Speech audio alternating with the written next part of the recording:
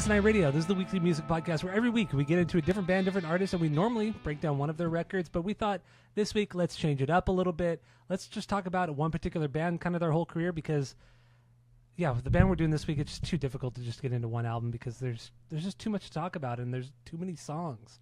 So many songs. What are we doing this week, Jeff? We're doing the Minutemen, their album Double Nickels on the Dime. Well, we were going to do that, but now we're just kind of doing a little bit of everything. So, because I didn't take notes for just that album either.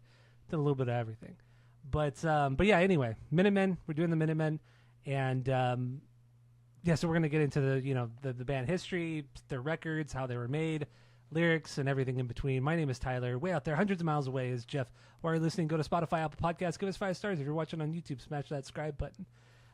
We're also not doing a rankings episode this week because it's just too hard to rank them. They're just so interchangeable as well. Outside of Double Nickels on the Dime, everything is so interchangeable. So anyway, let's get into this. Minutemen. Let's get into our origin story with the band. We'll get into some first impressions of these albums and songs and just go from there. This is really just two dudes shitting around. Two dudes shitting around, baby. About the Minutemen. So what do you got? Origin story with the band. Like you're right. It is like we're not gonna sit here and rank fucking 45 songs, right? This is my 1B. This is my 37B. That's crazy. Just not gonna do that. That's absolutely asinine radio. So we're not doing that. And a lot of these records, they are interchangeable. They do sound very similar to each other, but they're really fucking good. Yeah. And like they've never done a song that's bad. They've never done a bad song. They haven't. I agree. So that's why we're not doing like the ranking and everything else, because it's like I don't know. It just seemed too tedious. Too tedious. There's nothing really negative to say about this goddamn band, honestly. Too tedious. So yeah, my true origin story is Sublime, Waiting for Maruka. The intro to that is a Minutemen song, and I was like, okay, cool, whatever. People like them, just like the Descendants. But like Minutemen was never on a Punk-O-Rama comp, as far as I know. And so fast forward to many, many years, my true like introduction to them is when we did the Black Flag episode, and they had that EP, the Minute Flag EP, and I was like, this is fucking good. And the only one song on there had vocals on it, and I actually got that on the vinyls. I know I bought it from too. Mike Landry, he always sells at the record shows, which I bet you he still has a fucking copy. So next time I go to the next record show, I'm probably gonna buy it again. But that was like my introduction to the Minutemen, was that Black Flag episode. But even then, it was only Minute Flag EP, and then Double Nickels, which once it clicked in my head that the local favorite shop, Double Nickels, Ghost TV Side Records in Tempe, Arizona, was named after this Minutemen thing, and that was during the Black Flag episode. Then I kind of like really got into the Double Nickels record. Yeah, and then I don't know, bought it from him also. But like I don't have like a lot of old nostalgia for this band or rich history. It's just a band that people have talked about and love, but even less than like the Descendants.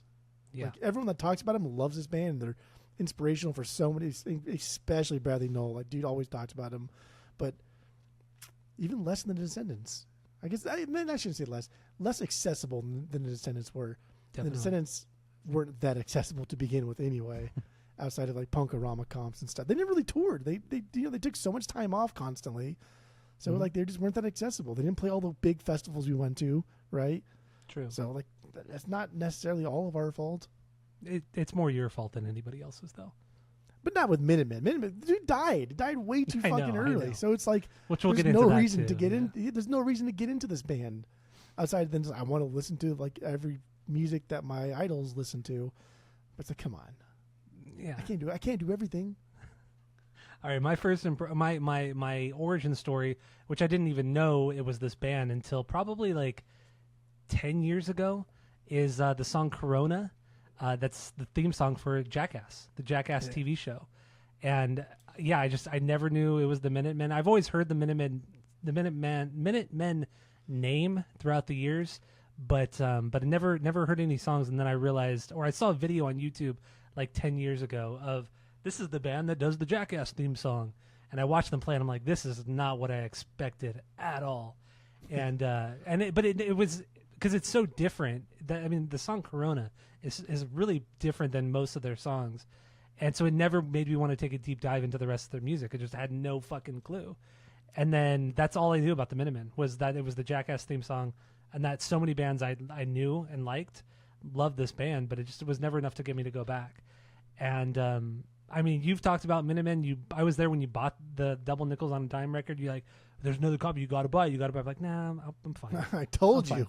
I'm fine. Two there. There were 2 copies. I'm fine. I'll wait. I'll listen to it and then I'll get back to you. Never got back to you. But this week was really, honestly, my first time listening to this band. Blown away. Absolutely. How exciting. I know. Blown So away. exciting. I was so impressed. I couldn't stop. I listened to all of their records in one day. I listened to all their music, all the EPs, listened to all their records. Because you can. They're pretty fucking short. Yeah, I know. Their longest record was it This their is last the longest record. Oh yeah, but technically 80 minutes. But yeah, no, it was truly fucking great. Not what I was expecting. Elements of hardcore punk, math rock, some like shit Fugazi would do later on. Black Flag, but done way, way better than Black Flag ever did. Just goddamn, dude, just everything that you want in a band is here, and it's 3 dudes making so much noise. And then we watched the documentary, We Jamicano. Yeah, it was great. It's been a solid week of brand new music for me. I'm going to buy several of these on vinyl, and just stoked, man. So that's my origin story first, and that's also my first impressions on this band, because damn, they were fucking good, really fucking good. Yeah, they were. I mean, like my origin story is not that much different. Like I'm not a huge fan of this band. Like I don't know these songs outside of like 4 of their songs. So this week was the first time I've listened to pretty much everything here except for Double Nickels and then Minute Flag. Mm-hmm. So this is my first time too, and I like, this is incredible. Like some of the stuff is absolutely fucking incredible. Their first EP, The Paranoid Time, is like 5 minutes long. Truly incredible. Just like really, really, really good hardcore punk, like in the vein of like Black Flag, but they just way don't, tighter, because they don't care about like adding seconds to add seconds, right? Like like, hey, we have a 40-second song. Should we add more? Like, nah, it's cool. Fuck it. Like that's it, and that's cool. Like I want that. I don't want fluff. Just give me the meat and potatoes. That's it. And that's what Minutemen always did, like every fucking time. Until this hit, and then after this, it got a little bit worse, but not a whole lot. It still wasn't bad. But it still wasn't bad. It was just different, for sure. Which we'll get into. But yeah. So yeah, when we did the Black Flag episode like 4 years ago, I did listen to the Minute Flag episode as well, or the Minute Flag EP as well. But at the time, I wasn't impressed, and even this week, I wasn't that impressed listening to it, because Greg Ginn is fucking obnoxious, man. Yeah. I mean, I'd like a lot of Black Flag, but everybody has to admit Greg Ginn is like so fucking annoying sometimes, and he's annoying on that fucking record. There's some amazing moments on Minute Flag, but overall, it's just a fucking Greg Ginn wank fest. And we all know D. Boone was a better guitar player than Greg Ginn ever was, and Greg Ginn always. It seemed like after listening this week, it just seems like this is the band that Greg wanted Black Flag to be, but just was not. For sure. Like this is absolutely, especially like guitar wise. And I mean, no offense to Bill Stevenson, who is just one of the greatest punk drummers of all time, but the Georgie boy in this band, like George Hurley. Like, where the fuck did you come from, my guy? Like what? Like you don't play drums your whole life? Like how are you playing these weird jazzy prog beats and like blending them back into hardcore punk? Like how? What? And just how incredibly tight the motherfucker was, too. Like, I couldn't believe how quick his snare and hi-hat play was. It was unreal. And the way he would incorporate the toms with everything else, it never seemed busy. Even though it was busy, it never felt like it was busy. Yeah. And it was just so fucking tight. Every song was. I mean, Mike Watt is like one of the squirreliest bass players I've ever heard in my life. And it's like Matt Freeman, but like way fucking crazier. And yet it all blends, it all makes sense without sounding rushed or without sounding like a fucking mess. I'm just so blown away by the rhythm section of this band. I mean, honestly, D. Boone is my least favorite part of this band, but the guitar playing or the singing? Both. Well, definitely the singing. But even still, the guitar playing is great. But Mike, the way Mike and Georgie Boy play off of each other that rhythm section is unreal. I just can't believe how complicated and tight that fucking rhythm section is. It's fucking unreal. See, I think and watching the documentary and then reading about them and seeing how like they both started at the same time. Like these guys never picked up an instrument in their fucking life. Even Georgie Boy, like until this band essentially, and then watching the progression from day one to like, the death of Minutemen, for where Mike ended up versus for when like Boone ended up. Dude, Boone is beyond like a great guitarist in the punk community. Mike Watt like ended up where I thought you would probably end up if you're like a punk bassist and you're trying to like be a little bit more experimental. But Boone was on a different fucking level. Weirdness aside, Boone was like a guitar player's guitar player. He was really whereas good. like Mike Watt was just like what should I do to make me sound like I'm trying to play the bass? And that's why he switched from like a pick to fingers, because he got really into like Parliament Funkadelic and he got into more funk music. He's like, oh, this is what I should be playing, right? More emphasis on like the backbeat and more stuff like that. That's typical of a bass player. I get it. Where Boone took the guitar playing in the punk community is stuff that like we still haven't heard shit like this before. Like no one still can do this. The only other band that I think comes close to like sounding like the Minutemen is the Vandals. Yeah, because Warren he's such a unique guitar player. I get that. And there's a couple songs on this record and over the course of the career, like, dude, this is a Vandal song. I could do that. But half the length of a Vandal song. But yeah, 10 seconds of a Vandal song for sure.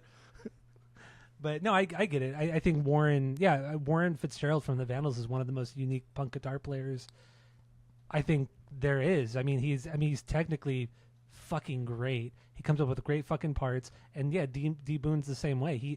The way he incorporates blues and country into punk music is so fucking great. But it's never overdone. It always has tinges of it, and he's always playing like a Telecaster or a Strat. I fucking love it, man. That black Telecaster that they showed all throughout the fucking documentary. Like that's the bee's knees right there. I think had D Boone lived longer, I think he would have been a better Warren. Yeah, I would say so. But I'm so curious because it's like you get the last two records, or EP and record, Project Merch and Three-Way Tie, and they're just like, they're so different from everything else. It's super slick production, slower songs, longer songs, and they're way more of like country, like more country influenced and all that kind of stuff. A little bit more complicated guitar parts. But I'm curious. If he hadn't died in 1985, where would it have gone? Where would this music have gone? Would it have gone more metal? Would it have gone more country for a few years and then got back to punk? It's just like there's so many questions because they did so much in 5 years. Yeah, so much fucking music in 5 years. And like, who knows? Because the state of punk itself, right in the early '80s, like punk rock didn't exist. Like, there wasn't a thing. It was just here's what we're playing. This is something different than what was being playing in like the late '70s.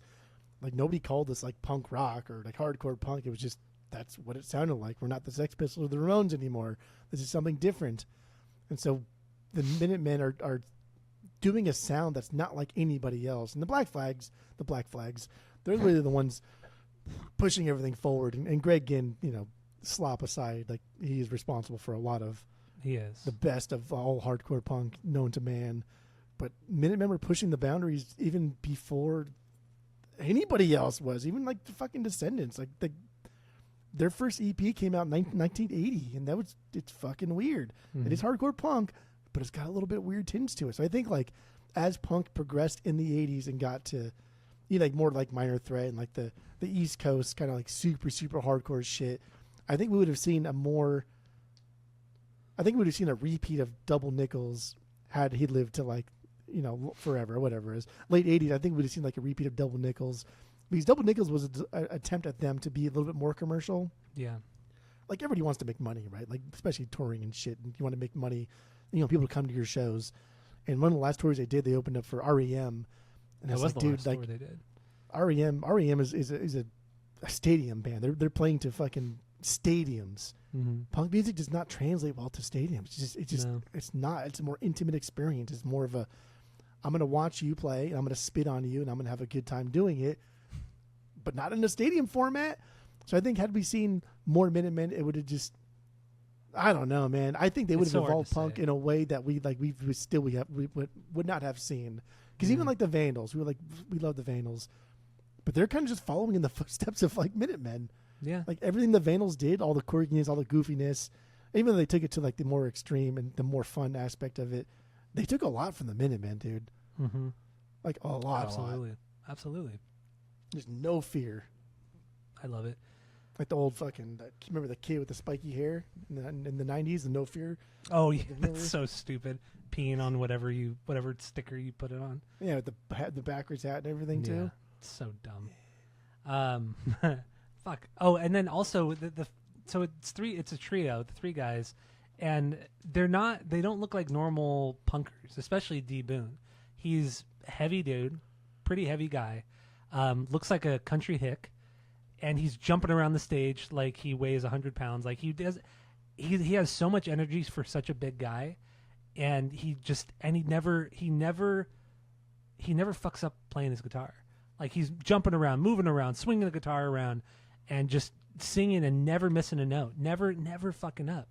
And that's another thing too. These guys weren't typical punkers. They didn't look like any guys in the hardcore scene. They didn't have the mohawks. The closest thing they had to the punker look was Georgie Boy. He had the long hair in the front, so he kind of looked like the Flock of Seagulls guy. But that was like the closest thing to punk, which I mean that's not even really punk. But otherwise, Mike Watt didn't look like a punker either. He was just some kind of lanky, I don't know, just dude. Like he was so normal looking. But none of them none of them fit the aesthetic at all. And that's another cool thing too. They blew almost every punk band out of the water in the early 80s, and they didn't fall under that aesthetic of a punker at all. I love it. And it really did seem like every band that saw them play early on was like, dude, these guys are better than like my band. Yeah. Even like in the doc, obviously everyone's gonna be praising it or whatever. But I've seen like Bradley Noel fucking love the Minutemen. He said, I wish I was in the Minutemen. I wish my band was as good. And a lot of the songs from Sublime, like especially coming from this week, I've made some notes too. A lot of like Sublime intros are fucking Minutemen intros, like through and through. They are. No, you're right. And I don't think that's just like regional, because like Ian MacKaye also fucking loves the Minutemen, and I think look at Fugazi. Fugazi is his version of the Minutemen. Well, so is like Minor Threat. Like what he I would say envisioned more with Minor Fugazi, Threat though. to be, like what Minor Threat eventually became, like just kind of having like real songs and joke songs and things like that. There's a lot of Minutemen in Minor Threat, which also means like, extrapolate from that the DC hardcore punk scene. Even like fucking Dead Milkman, dude. Like Dead Milkman's entire aesthetic is punk rock girl and Beelzebub and goofy punk music. Like Weird Al Yankovic meets Minutemen. Yeah. Like it's wild. It's fucking wild. Like how much the Minutemen is talked about, but also not talked about in professional circles. Yeah. And these guys are just some random guys from San Pedro, California. And you ask, where's San Pedro? Right next to Long Beach. Nobody really cares. It's a docking station, yeah, for ships. That's really what San Pedro is. That's the only. During the pandemic, all those fucking ships were sitting outside of Long Beach and San Pedro for months at a time. Yeah, yeah. But it's really cool to see somebody like Ian MacKaye from Fugazi and Minor Threat, and just saying like these guys are so fucking great. They're such an influence. And you listen to those records from both of those bands, and it's Minutemen all over them. And this guy's a DC hardcore. It's a very different style of hardcore compared to the West Coast hardcore. Yeah. And then even throwing them up against Black Flag, Descendants, and all the West Coast hardcore. There's nothing that sounds like fucking Minutemen. The little bit later punk bands like NoFX sound nothing like fucking Bad Religion. Sounds nothing like Minutemen. They're just like, everybody wants to try to sound like them, but nobody does sound like Minutemen. They're just so unique. They're so cool. They're just so fucking cool. And they weren't pretentious. They weren't trying to make us to cause trouble. Their lyrics, a lot of their lyrics were like politically charged and things like that, but it wasn't like in your face. It wasn't like Dead Kennedys in your face or anything like that. And even a band like Dead Kennedys and Jello, he was in the documentary too, talking about how fucking amazing Minutemen were, and he was just so blown away by them. Every like everybody who was in punk at the time had nothing but great things to say about Minutemen, and just being absolutely blown away by all three members. Like individually, just blown away by all of them. It was so cool. I can't get over just how how muggles these guys are. Like how fucking nobody these dudes are. Like nobody knew how to play it. Like they didn't know what Mike didn't know what a fucking bass was. Yeah, like that's true. Like over and over, like he has said, like, dude, I had no idea what a bass guitar was. Like I thought like you just like took strings off of a guitar and therefore now it's a bass, and like that was his first bass that he thought was a bass, and it really was just a guitar with not the top two strings on. And like the whole, tuning the guitar and the bass. He's like, no, I just thought like looser strings was a preference. So we play with looser strings. Which means like they still like understood like harms and stuff. They still understood like what a G was, right? But they didn't know what a key, like playing in a certain key or singing in a certain key. Which is so cool too. Like what a weird way of learning an instrument. Like that's just like the most difficult way to learn an instrument as like you could possibly do, right? Like an untuned fucking bass guitar. But I'm playing in key with you, but I have to like do so much extra work than if someone just told me like, dude, just tune it to this. Yeah. And then it'd be easier. Well, the story went too. So Mike Watt and D Boone, they met when they were like probably 9 or 10 years old. They were playing outside and D Boone's friends, ditched him and he fell out of a tree. Mike Watt happened to be just right there. And they just kind of started talking as kids and they're like, do you want to hang out? You want to go play? Like, yeah. And then they literally became best friends at that moment. And then D Boone's mom said, they're like, well, we want to play instruments. And D Boone's mom said, okay, well, D Boone or Dennis, that's his real name. He'll play guitar. I'll teach him how to play the guitar. And Mike, you could play bass. And that's how it started. And so she taught her son how to play guitar. And then it just kind of expanded from there. They played in bands in high school, cover bands playing CCR, Blue Oyster Cult, just all this kind of shit. And just coming from a solid background, honestly, and then just jumping into this, they get into punk rock in '77, and that's it. That's all. That changed everything for them. It's so cool. That whole story of them, because there was a little bit of woods out there, and Mike like coming through the woods because he'd see something or hear something, and then Boone falls out of a tree next to him. That very like Mark and Tom kind of sounding too. It is, there, right. Like, with the light pole, Mark and the light pole coming down, like that's very Mark and Tom, and like just that lifelong friendship after that, which was not that long, but short-lived. Which is another thing too. I mean, we'll get more into it to D Boone's death, but real quick regarding that, after he died, Mike Watt was never the same. He did like one band after that, but only reluctantly. He created that band called Firehouse. Firehouse or Firehose? Good too. I didn't listen to him. Either Firehouse or Firehose, I don't know. I think it's Hose, but yeah, that was like the only thing he ever did, and he only did it for a couple years, and that was it. Like he was so devastated. It was like almost like Buck Owens when his I forgot the guy's name. What's the guy's name from the band? His name too. The guitarist. I feel like it was one of those things where your best friend dies, and you lose all ambition, all desire to play music, and. Yeah, Mike Watt has never really done anything since, outside of a few songs. Buck did put it nicely. I mean, not nicely, but he did put it like personally, and he was like, "Yeah, after like he died, like I feel like a piece of me died too, and I will never be the same." But like Mike Watt's done a lot of stuff, right? He just never done a lot of consistent. Like he's not in a band that for the like 20 years have gone on. Yeah. Like he does a lot of. He jumps around. He's a homie hopper, is what it is, for lack of a better a phrase. He has done a lot of fucking shit, but he's definitely a homie hopper. And I think he just likes playing music. But like he says it all the time, and take it for whatever it's worth. People probably say these things a lot. But he did say that Double Nickels was like his crowning achievement as a musician and almost as a person. Like it was the best thing that he's ever done in his life. And like I don't disagree with that. I totally get it. Yeah. I mean, it's such an incredible record that I would be. I mean, anybody should be proud of making this record. It's crazy. Yeah. It is absolutely fucking crazy that this record comes out and these songs are this short, and there's 43 of them. 6. Some of are not on. Some are not. Some are 2 or 3 not on Spotify. But we have. Well, did you buy the vinyls eventually or no? No, because I was gonna buy it at that record store I went to, Rat Hole Records in Riverside, but they were wanting $50 for it. It was a new sealed repress, and it's like, come on, I can get this at any other record store for $20 less. It's true. So, yeah, it is true. I did not buy it there. Hold out. Maybe I'll order it for our next shipment by the time you come out here. Or I'll just buy it on Amazon. Or next time I go to White Rabbit, I might pick it up from White Rabbit. Because that's honestly I'm the sure. only other, I'm sure he has that White Rabbit. yeah, it's the only record store I go to out here anymore, unless it's a store I've never been to. But otherwise, yeah, in Orange County, that's the only store I go to.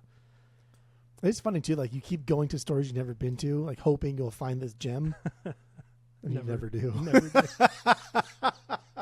And you never do. Although there was one never did. There was one in like on the way to San Diego that was really cool. It was called Standard Record Store.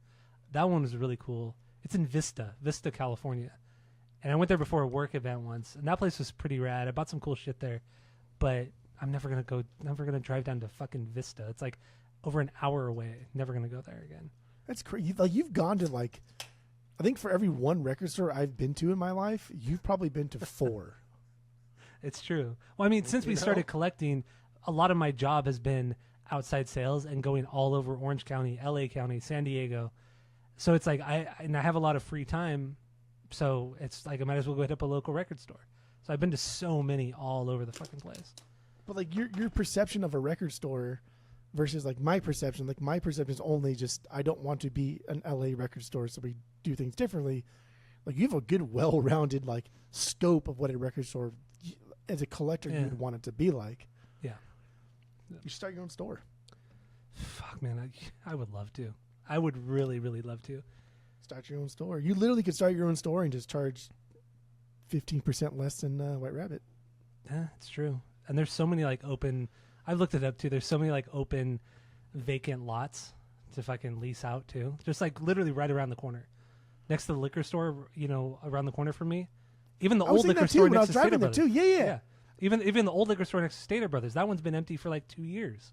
The one, so like the one by your house too, with the liquor store and there's a dance studio. Yeah. And there's an empty spot like right next to it. And I was like, dude, that'd be a cool spot for a record store. 2 empty spots. Yeah. Because you get all the people from like the BFE area, like going into Corona, because there's no other store in that area. Yeah. And if you like if you're good at analytics and shit, I mean, cross over like the freeway and get all the people, all the rich white people over there. They probably got like good classic rock shit. Yeah. Yeah. I know. Telling you. Just I need the upfront capital to do it. But you have the inventory. I have. Yeah, look behind me. Look at all this shit right here. I would honestly probably purge if I were to ever open a record store, I'd purge half of it. I'd half of it. Yeah. Half. Yeah, I purge half. Bro, you need to purge like 80% of it. Just get the fuck out of here. You're stupid. Do you really have anything in there in the 20% range that like you're never going to see again? Probably less than 10%. Yeah. Like what? Like what? I don't know. What in your yeah? I mean, in the end, I mean, yeah, any of this stuff you could find again on Discogs or fucking wherever. Yeah, I know what you're saying. But anyway, back to Minutemen. Do it tomorrow. Do we kind of want to just go through their EPs, albums, just kind of go through it chronologically? Because I didn't write specific. Let's do notes song by song track, or song by song list of all their songs.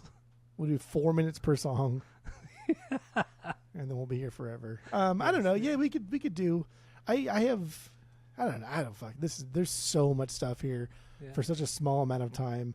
I have more notes for the first half of their discography versus the second half. So I think we can go chronologically and talk more about the first half and then breeze through the second half. Does that make sense? Yeah, that makes sense. Because I wrote very brief notes for all their EPs and albums. So yeah, we'll just start from the beginning. So Paranoid Time, or let's start actually before we jump into that. Let's talk about the first gig they ever played.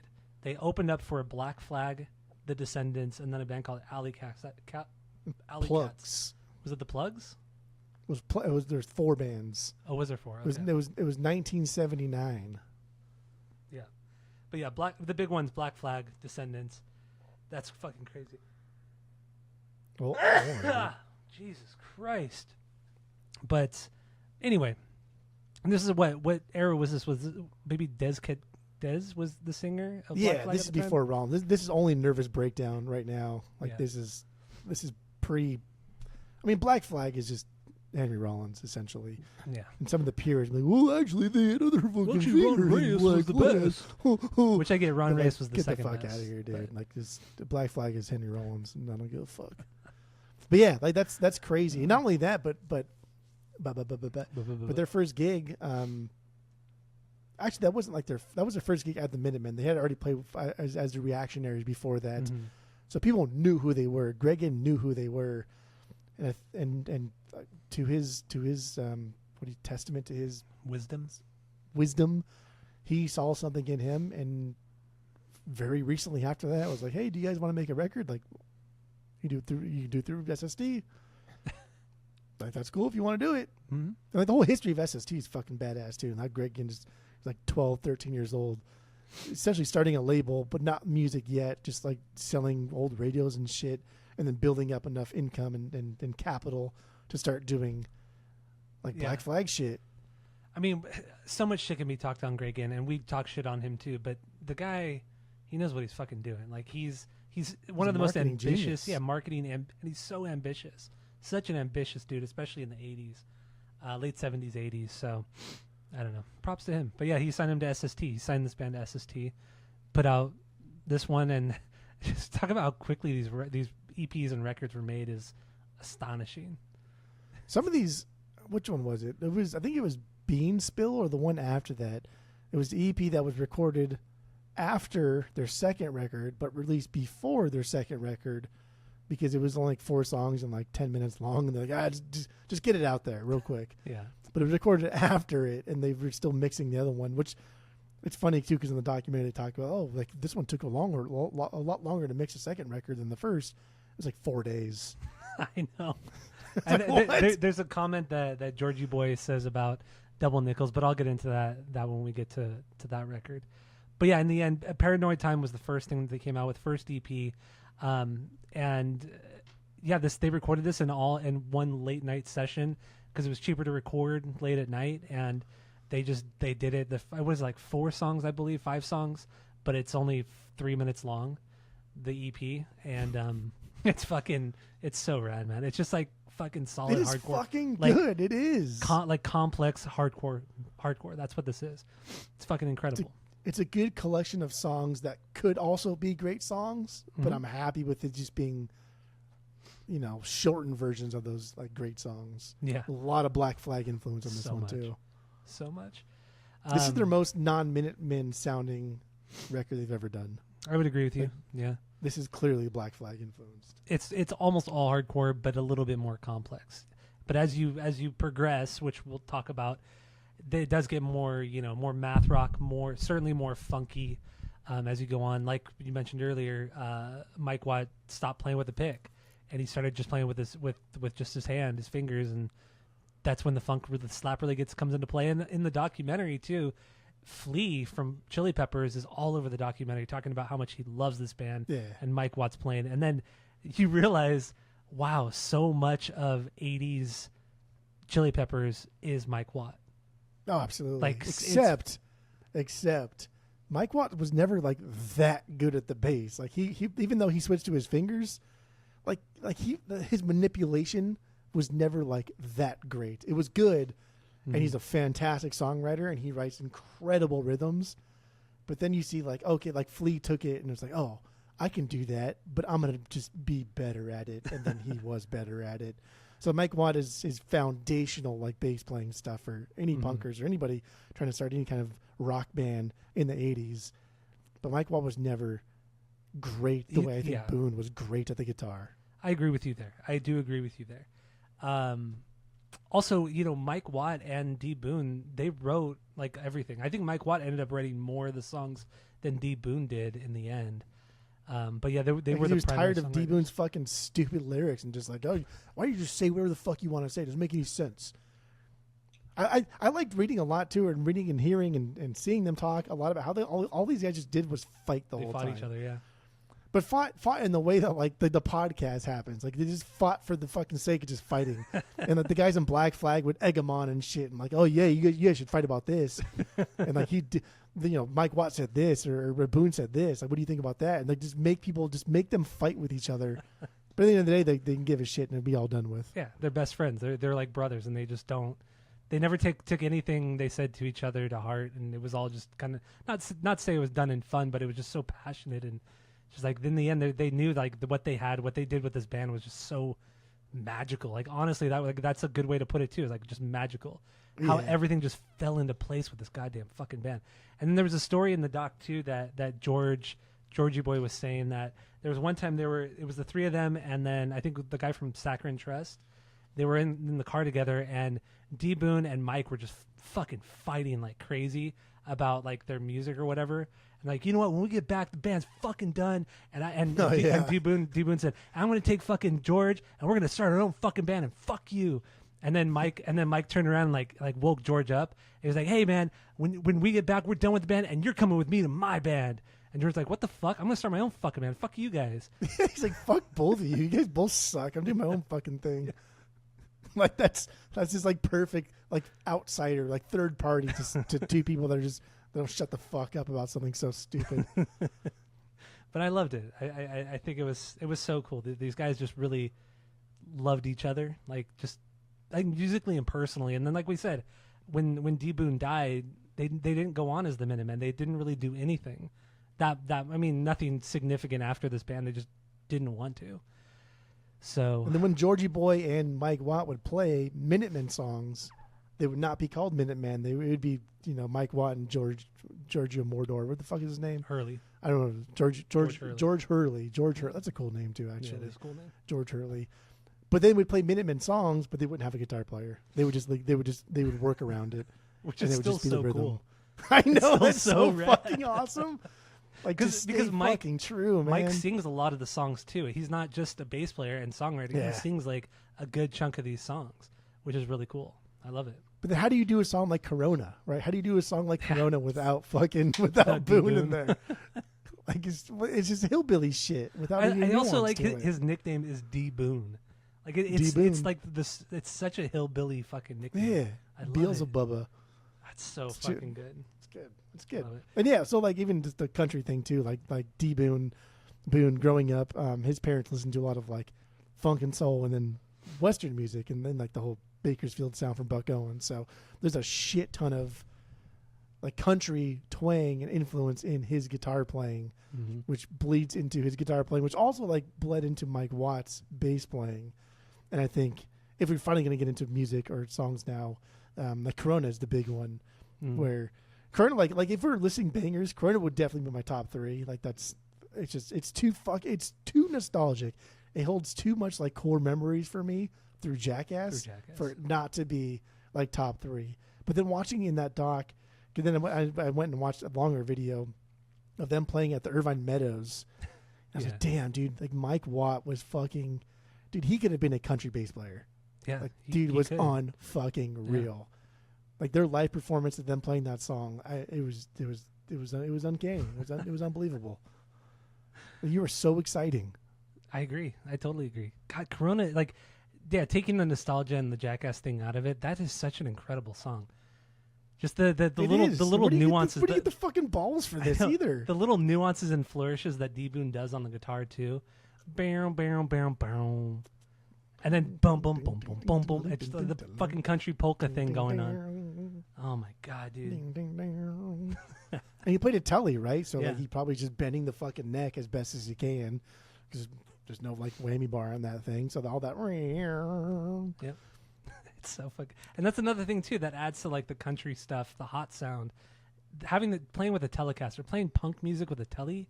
That's crazy. Dude. That's fucking a clean telly. Yeah, clean telly. Yeah, he's not. They're like a lot of these songs don't have a lot of distortion on it, a lot of crunch on it. I mean, it's just like straight up his fucking solid guitar playing on a telly. It's fucking incredible. It was his guitar. It was his solid guitar playing, and it was not received well though. No, right? In like the early days of Black Flag, especially SST, and the fact that like hardcore punk music was getting banned all around LA areas, and police got involved and. That first show they played with Minutemen and Descendants, I mean, that turned into like a riot. Like they were tearing down the fucking halls.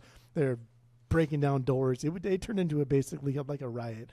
And so LAPD got heavily involved anytime Black Flag would play a show, to the point where Greg Guinness stated like undercover agents were posing as homeless guys outside of SST headquarters just to see like what's going on over there. And so I think this is also why Greg Ginn's a fucking genius marketer, is he starts his label and he's like, oh, I'm going to be a hardcore punk label only. And the second release they do is a band that's not hardcore punk like at all. I know this band is the Minutemen. That's like Greg Ginn saying, whoa, look at. We're not just a hardcore punk label that's just going to fucking like wreak havoc on your city. See, like, check out the Minutemen. They're not so hardcore. And then I think that was a calculated part on him, that A, that he saw something in them, and then B, it was a good buy, because they're not your traditional hardcore band. Yeah. They're not taking their shirts off and trying to fight everybody in the fucking crowd. They probably don't have the skinheads, all that kind of shit coming to the shows. The same ones that would go to the Black Flags, the Suicidals, the Circle Jerks, all that kind of shit. None of that. There was, what song was it? Oh, Fanatics. So I did read the song Fanatics. That was from the Punchline, their first record. Yeah, which we'll get into next. Yeah. There's I guess we can get into it now because I'm gonna talk about it. Yeah, we'll hop into it. So like that's their first record. It's like fucking 15 minutes long, right? Just 18 songs. Like Circle Jerks style, like 18 songs, 15 minutes. And I like this is a perfect example of why I think the Circle Jerks are so fucking overrated. Like, I just don't like the Circle Jerks. I don't care about them because they put out an album that's just about the same exact length as this. And Circle Jerks is like, who gives a fuck about that, right? There's like nothing in there is melodic. It's still nothing a good in there is record. new. It's still fine. good.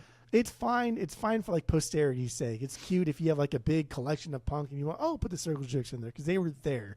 I respect it because they were there, but it's not a great record. This is something fucking different. But anyway, there's a live version of Fanatics that was taken from a show in Brixton in '83. This is from one of the later EPs or live versions they put out. Anyway, Brixton, '83, England. Apparently a bunch of like English skinheads were like pissing all over the band and fucking spitting on everybody and acting like a bunch of fucking racist dickheads. So Boone, guitar in tow, fucking playing Fanatics, jumped in the crowd. And he's a big guy. And he started mowing down skinheads, just like moshing in there and like shoulder checking, still playing the guitar, never missed a fucking beat, and jump back on stage and finish the song. Love that shit.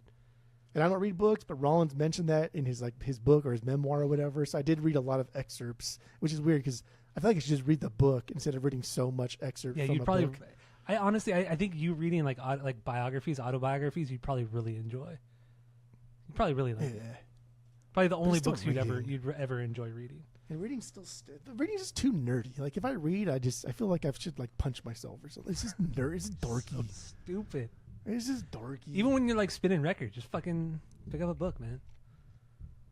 I pick up my computer and read Wikipedia. Just read a fucking book. It's articles no different. And excerpts. It's no different. Just pick up a fucking book and read it while you're spinning records instead of playing video games. Just fucking do that. Like a laptop makes you look like techie. Like, oh yeah, I'm hacking. Who somebody, are you trying to impress in your office? Who are you trying to impress in your office? I know nobody. Maybe one of your kids are gonna walk in. Maybe Renee's gonna walk in and she's just gonna make fun of you. They all hate everything anyway. Like they all think everything that I do in there is dorky anyway. Yeah, exactly. That's fair. I got plenty of books. You can borrow some books. You have way too many books. Way too many books. But anyway, Punchline. Yeah, 1981. This is their debut record. They recorded this in one session, one night, late night session, and they did it in order, front to back. Yeah, they just ran through it. It's essentially a live record in studio. They used previously used tape. Like everything about this is like so dirty and just reused tape. It's just like that's crazy. I love it, and it still sounds like a solid punk record. Like it doesn't sound like a piece of shit recording. It sounds pretty decent for fucking what it is. And I don't know, man. The Punchline is. I would get this on vinyl. I would get everything on vinyl except the last two things. The Mersh Project was a Mersh Project, and Three-Way Tie. Yeah, Project Mersh. Project Mersh. I wouldn't get that, and I wouldn't get Three-Way Tie. Yeah, same. I wouldn't get those either. But otherwise, I'd get everything else. This is all just fucking great, and it's so just short and sweet. Would you get Minute Flag? I wouldn't get Minute Flag. No. Oh.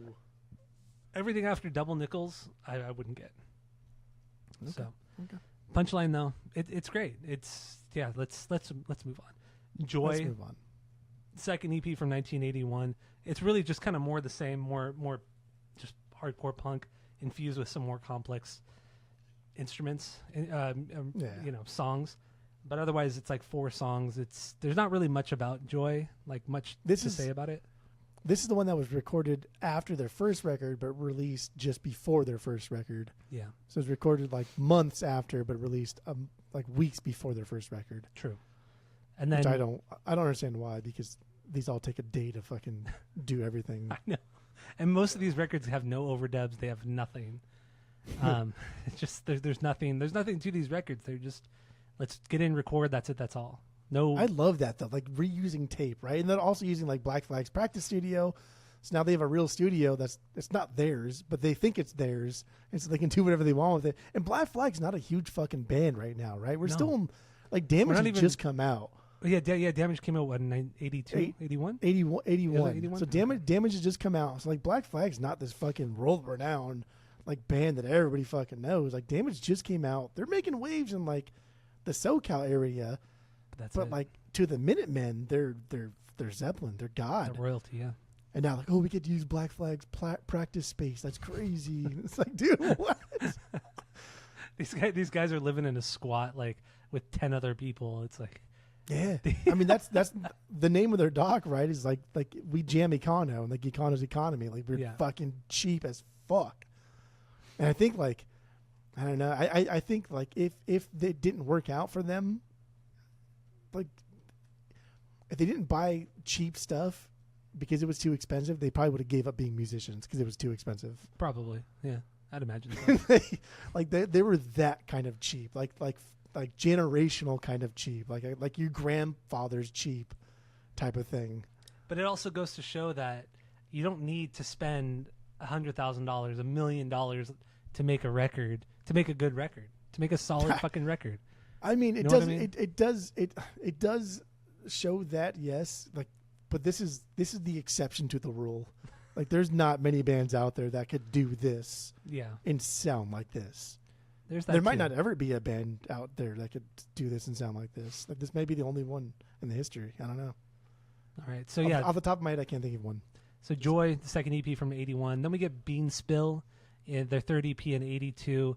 This is another one of those things where it was recorded after something, but then released before the other recording. It was another one of those weird timeline things. But another one that's just like it's much like Joy. There's 4 or 5 songs, all great, but there's nothing really more to say about that. There's nothing really written about him. But this was on a different record label too, because SST got sued early on in the early '80s. Wasn't it like Unicorn Records or some shit like that? Yeah, I read why, but I don't fucking remember, and I didn't care that much, I guess. But that's why this one is on a different record label. But yeah, early '80s still. House producer Spot, right? Spot's the guy that did a lot of the early SST stuff, or helped out at least. He was like the in-house producer engineer. And then we get into Buzzer Howl Under the Influence of Heat. This is the one that really fucking blew me away. Wow, this one, I really, really want this EP. Came out, it's their 4th EP, 83. This one is also like 22 minutes. I think it's longer than some of their full-length records. So this really should be an LP. After their second record, though. It did. Yeah, it did. And this is another thing. Yeah, but it was recorded. Did it come out after the second record? It was recorded around the same time as their second record, which is what makes a man start fires, right? Yeah. Yeah, but like half of the, what is this, like 15 minutes? Half of the songs here recorded around the same time as their second record, but then the other half were recorded, 4 or 5 months later. But their second record was recorded 1982 and then came out January of 1983. Okay, and that's where the lawsuit came into play. That's why they released Buzzer Howl, because they were whatever Unicorn Records or something was suing SST, but they wanted to put something out in the meantime before What Makes a Man Start Fires, so they put out Buzzer Howl, and that's what we got here, which is it's essentially an LP for them, but it's labeled as an EP. But this is one that they it even said too, this is recorded cheaply even by Minutemen standards. It was recorded in one night at Total Access Studio in Redondo Beach on a 2-track tape, and it cost them $50 to make this record, which is fucking wild. $50 for one session, and damn, dude, this is like it's a fucking banger though. And I've mentioned it several times before on this episode, but this is what Fugazi wanted to be. This is what Ian MacKaye wanted to be. Minor Threat, Fugazi. This is fucking what it is. It's just it's a little bit slower songs, not as hardcore, a little bit more complex, a little bit more math rock. There's some funk in here. They've introduced a little bit of funk in here. And this is where we're seeing the shift out of the hardcore punk and more into different styles is on this particular EP. And then especially what makes a man start fires. So there's more instruments just happening here, right? There's like you have trumpets now, and you have fucking other like backing vocalists that are coming through. But like Georgie Boy like tears this record up. Dude, he's like, so good. And like getting into like Double Nickels later on, like Georgie Boy, when he was writing, that was peak Minutemen. And then he stopped kind of writing after Double Nickels, and like that was the downfall of them. And I think you needed that, like you just clearly needed that third party, you know, what do you call it? Like uninfluenced third party guy, like the Mark and Tom kind of going together, but you the need mediator. kind of like the the Ringo in the back to say, hey, actually, what if we do this? The Jerry Finn to the Mark and Tom. Yeah, you need that third party guy in there to really, I don't know, take away from the push and pull of the two. But then I looked at it real quick, and what it was for the Unicorn Records. Unicorn Records was a subsidiary of MCA, and Greg Ginn wanted mass distribution for Damage, so he enlisted Unicorn Records. So he asked help from the big guys from the Devil if they could help distribution. That's not punk, dude. And inevitably, what happened was they were like, "Well, Damage sold more than like you thought it was going to, and you owe us more money." As fucking big labels do. So fucking shady. So shady. But like, what a bitch, bro! Like, all you are, like SST, dude, what you stood for was just punk, and then you come crawling to fucking MCA for a distribution deal. Yeah, I get it. Like again, I say it all the time. You got to make your money. Yeah, you got to make a living. money. You don't want to live in a squat your whole life. That's silly boy talk, right? This is art, and art, like at best, should be paid for, right? Yeah, because it usually isn't. But don't pretend you're a fucking punker when you from the fucking get go. You're begging for distribution deals from the big dogs. A little disingenuous. Oh, absolutely. So then we get into what makes man start fires, because there is a question mark. You love your question marks. Dude. Gotta love the question marks. So yeah, this is their second full length from 1983. Don't do it. And this is much in the same vein as the EP, the Buzzer Howl, where they're moving more away from the hardcore, and just there's a lot of funk on this record too. So much funk. A lot of funk, but they do it so punk well. Funk. Yeah, punk funk. This is also what the first 3 Chili Peppers records wanted to sound like. This is what they wanted, exactly. but they didn't. I don't know. I feel like D Boon was a better guitar player than Hillel.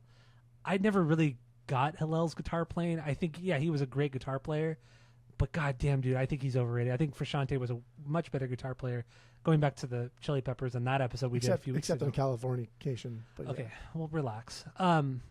But anyway, the first 3 Chili Peppers records, this is what they wanted to sound like. They wanted to sound like the fucking Minutemen, and you hear it. You hear it in every fucking song off of those first 3 records.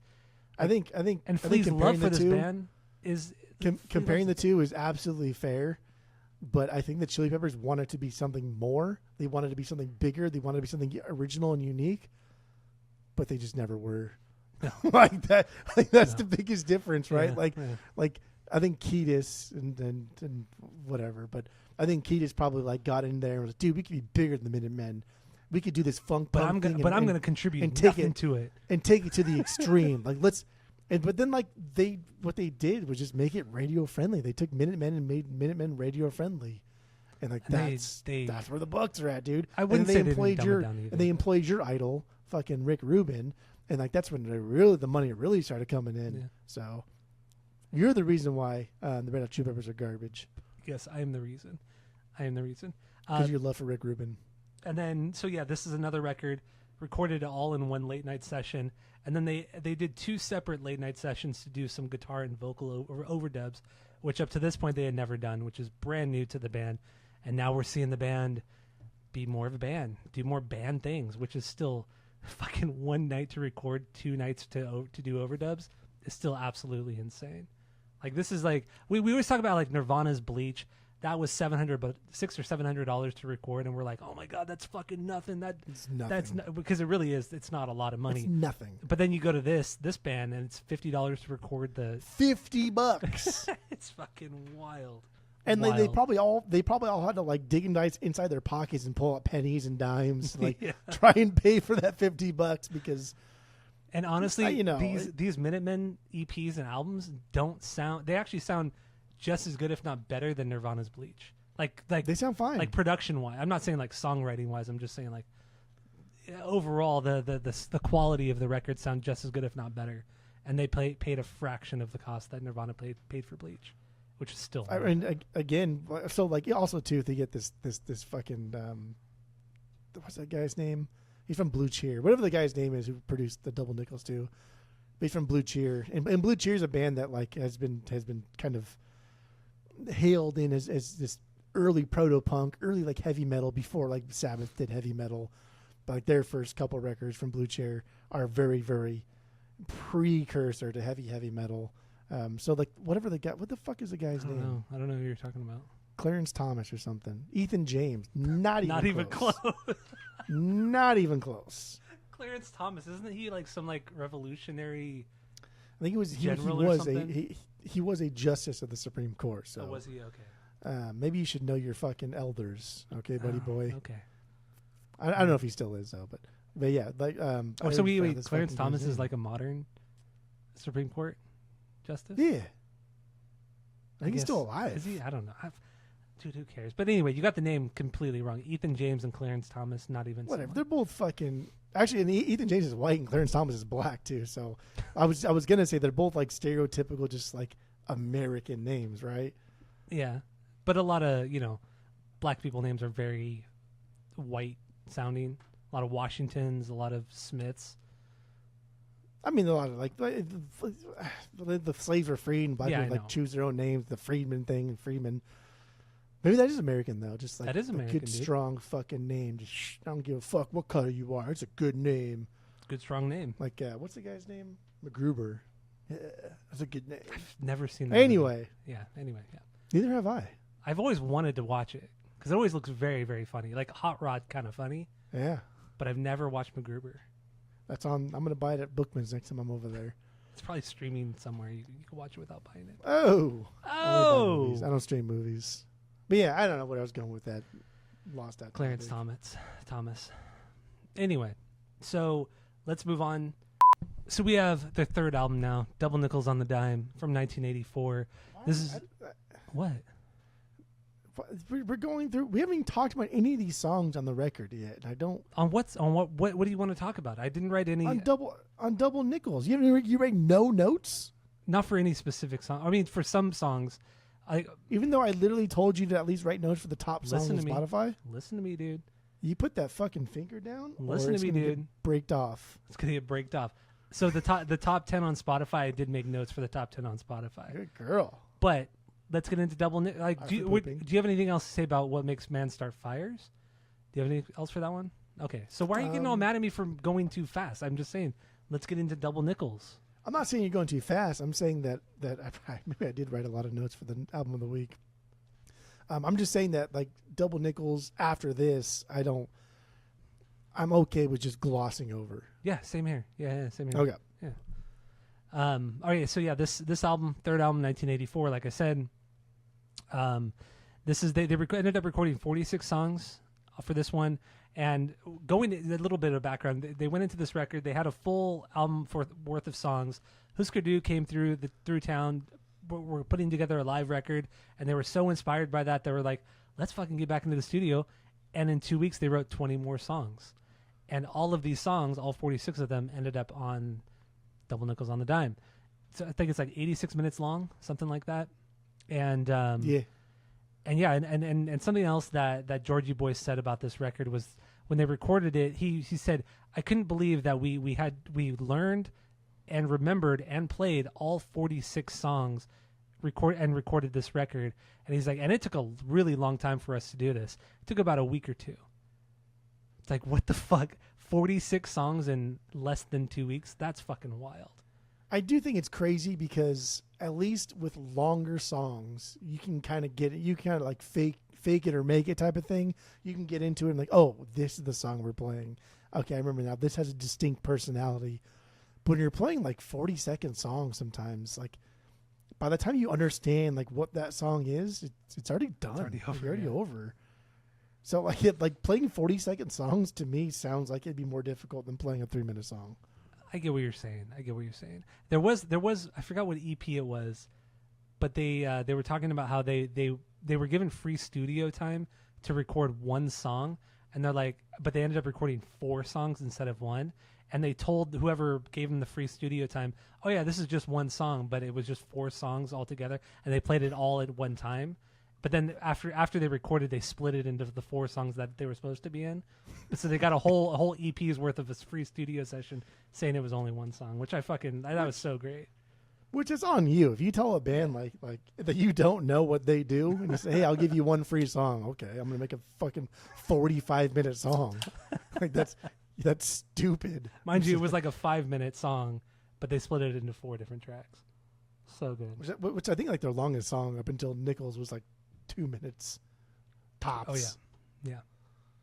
Very, very much longer songs. This is a big departure for the band too. This is where they're trying to make more songs that are, I don't want to say radio friendly, but just more. They are making radio friendly songs. I don't know. I still feel like that's not the proper term. I feel like they're just trying to make more structured, more formulaic songs, more pop rock related, or more pop rock kind of songs than anything else. I wouldn't say radio friendly because a lot of these songs are not radio friendly. There's still a lot of complex stuff going on.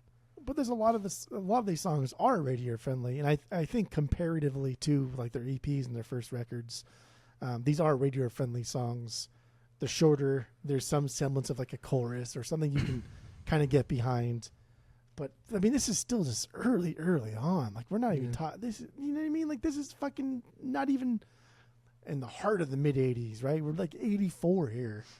I know, right? Like who the fuck even know? And also too, like I didn't realize this, and just the man of the hour, Rodney Bingenheimer, who was just like all over the punk scene and just the cool music of the LA scene. Rodney on the Rocks. He loved the Minutemen. He loved Minutemen. He thought they were fucking great. He's like, dude, they're fucking amazing. I'm gonna play them every chance I possibly can. I'm gonna talk them up every chance I possibly can, and that's awesome. Yeah, I mean, we talked about Rodney on the Rock, Rodney Bingenheimer a lot, and I mean, he broke so many bands. He brought so many bands to the radio and MTV and all that kind of shit. I mean, he fucking did Van Halen, did Guns N' Roses. He did some of the biggest fucking bands out there. It was because of Rodney was a big reason why those bands kind of blew up.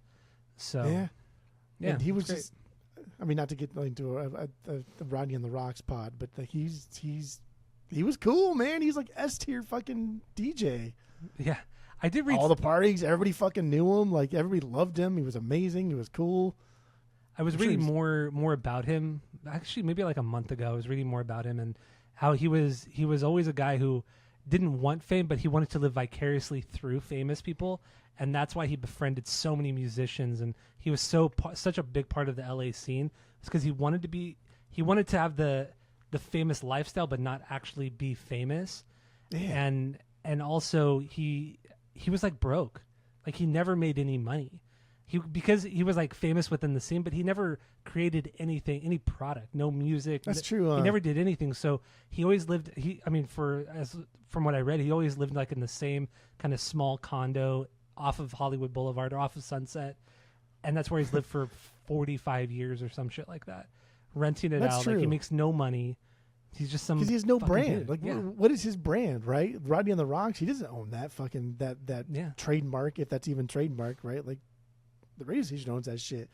And he doesn't have a brand, so yeah, no, that makes sense. But also, like because we've talked about it before, and like if you could be a rock star, or if you could be like a Josh Freese rock star, what would you want to be? Like, of course, I want to be a fucking Josh Freese rock star. Mm-hmm. I want to be a rock star, but only like at arm's length, right? I still want to go home to my family at night. I don't want to be out every fucking night, but I still want to go to your parties if I feel like it. Yeah. And that's what Rodney Bingenheimer was like a Josh Freese kind of rock star. Yeah. Like I can go if I want to because everybody knows me and I'm invited to everything, but And it also said That's that Rodney, there's like I forgot what diner it was in L.A., but there's some diner and he would go there. He was always there between like the hours of like 3 p.m. and like 8 p.m. because that's when like the rock stars would go into this diner, and he would just hang out there every single day and just like meet up with musicians and stuff like that, people he knew and didn't know. And that was like his local haunt. Damn. Was his particular diner, and he did that every day for years and years. That's kind of sad, actually. That's almost like Rodney's like this tragic figure. That's kind of what I felt when I was reading about him. Like, yeah, he broke a lot of bands, but that was because he broke his ass fucking trying to break those bands, right? Like almost at the behest of his own like health and wealth. He made other people famous, and maybe did or did not get any compensation in return. That's kind of sad. Yeah, reading more about it, it did become more and more sad as I did get through it. And then how he was like unceremoniously thrown off of K-Rock like 5 years ago and all that. I mean, so many DJs were off of iHeartRadio because iHeartRadio is a fucking nasty conglomerate. But as some people are probably listening on iHeartRadio right now. I know. But there's like just a terrible fucking corporation. But anyway, yeah. That's where we are. Oh. Double nickels on the dime. Yeah. So anyway, here we are on the album of the week that you took no notes for. So at least we can go over Corona, right? Are you fucking kidding? I said this like days ago. I said it's just too much. There's too many songs. There's just too much to get into on this record. Let's do more of a overall thing for the band. I have 43 bangers. Okay. Okay, Tyler. See, I know. 43 bangers, 0 stinkers. Not even okay songs. 43 bangers, yeah. See, I think that was the first time you've been self-aware. That's good. Even fucking robots can learn. I'm self-aware every day. Well, starting today, yes, you are self-aware every day. But yeah, Corona is the biggest song. I think like it's by far their biggest song, and it's because of Jackass, right? But then you think like, is it because of Jackass or like because of Jackass? No, because of Minutemen, Jackass had a fucking dope ass theme song. Because Jackass was not like that's something like unique too, and it was a time and place for that. It doesn't exist anymore, and like now we have influencers doing the same thing. And everybody hates them for doing it, but like Jackass existed in a very specific like pocket of like Americana history, and I think this song and the band kind of perfectly like describes Jackass. Just a bunch of nobodies coming together to do something pretty fucking great, but they don't really care about being great, right? Yeah. They just care about hanging out and just having a good time, and they don't really give a shit about anything else. And that's another thing too. Like when the theme song would come, when the show would start, it would have the warning thing in the beginning: do not attempt whatever, and then it would go the fade in of the Jackass logo with the skull and crossbones, but it's the crutches instead of the bones. The crutches, it's so. And then so that would fade in, and then the first little riff part of the song would go bam bam bam bam, and then it would ring out, and then it would fade out, and then once everything came in, and then they would just show clips from the show, just we're bound to just clip, and then at the very end it would fade out, and then Johnny Knox would go, "Come wash my back, come wash my back." And then it would go into it's so stupid. But but you saying like the Jackass guys, CKY guys, they were very DIY. It was very just no money, no budget at all. And that's what this band was. I mean, you have the footage that they would show in Jackass and CKY looked like shit. I mean, it looked like it was done on a handheld. It wasn't, maybe not on a handheld, a little bit better than a handheld, but yeah, it was still very, very cheap, very DIY, very skate video.